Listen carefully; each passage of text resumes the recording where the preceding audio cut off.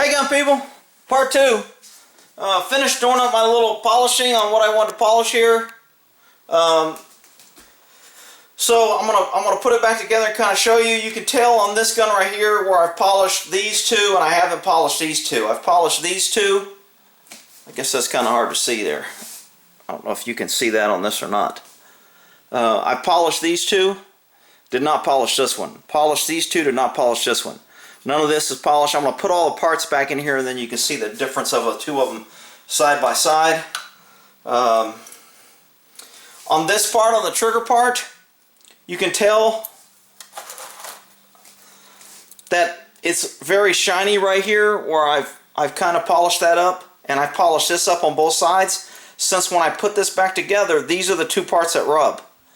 And since those two parts rub together, when you're pulling your trigger, this is what's happening. So if you get those as smooth as possible, that's going to smooth up your trigger.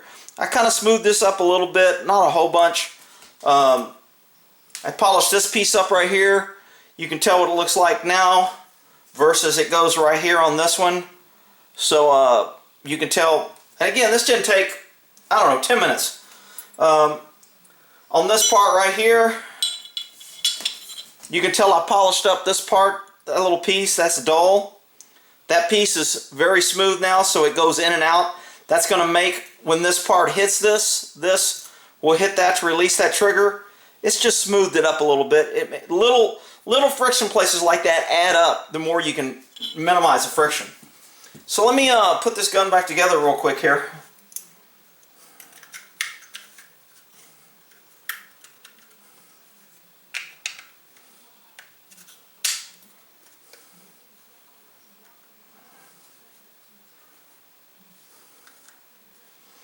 People always put this pin in last. You got to remember to put this in first, because when this goes in and your little slide lock goes in there, that has to create that spring tension. If you put that in after you in this and people go, my Glock locks back. Somebody asked me, my Glock doesn't go forward. It doesn't have tension. That's because you put the second pin in last instead of first, and you don't have that spring tension which pushes it down. So you always want to make sure and get that spring in first. Then I'll put this in where it belongs. Slide in my next pin.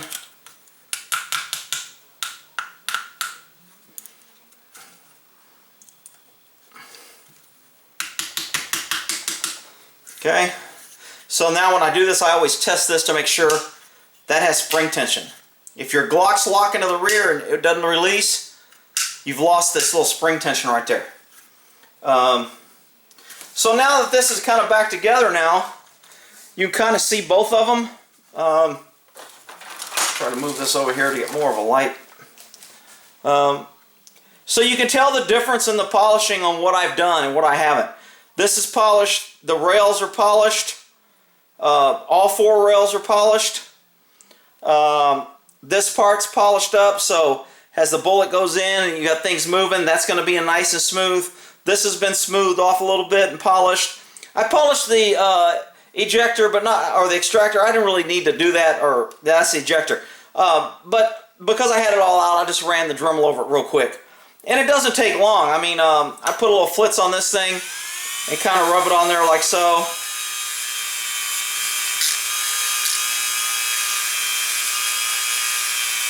And that's basically how I'm polishing those parts. I'm just making them a little bit more polished and smooth to release that friction ever so slightly.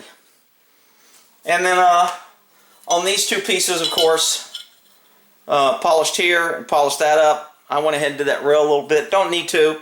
But again, anything that something pushes, slides, or moves against, if you can polish it up, it'll do it. And then I also polished up the ramp. I don't know if you could tell the difference between those two ramps. This one I polished. This one is not polished. With the new coating and everything, these are pretty smooth. You can tell if I run my finger in this one versus this one is smoother because I polished it. It doesn't maybe look a little difference, but I guarantee you with the feel, if you let me feel these with my eyes closed, I'm going to feel that this one is polished. It just removes any roughness at all. And then when I put this back together,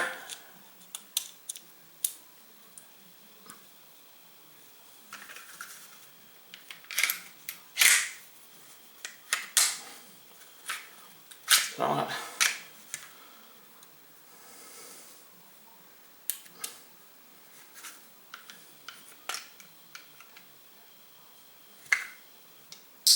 Oh, that wasn't pushed in. When I pushed this back in there, there was a little bitty gap right there. I didn't make sure it's seated before I pushed that back in. That's why it wasn't going on properly.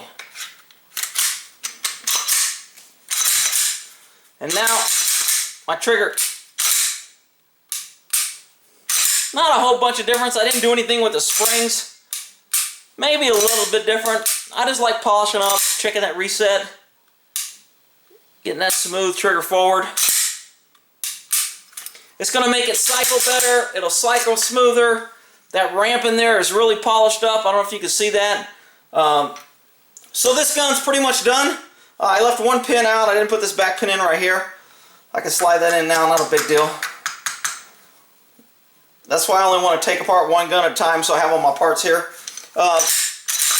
There's only 3 pins, 1, 2, 3. They need to go in. These 2 have to go in the right order. The top one always goes in first. So that's basically what I do to a Glock when I clean it up. This one hasn't been done. I'll pull out the pieces and I'll do this one. And then his Glocks will be good to go. I mean, they're fine. They'll shoot. There's nothing wrong with these Glocks. If you don't do this, it's not the end of the world. But, you know, I'm kind of meticulous about my guns. I like things smooth. I don't like rough edges. I like taking off friction wherever I can take off friction. I don't want to be grinding or sanding or, you know, if I really had a rough spot, I would take some of this really fine sandpaper, fold it in between here, and if I got in this rail right here, and I just slid back and forth, that would give me a little bit of smoothness on the bottom of that rail because I can't really get in there.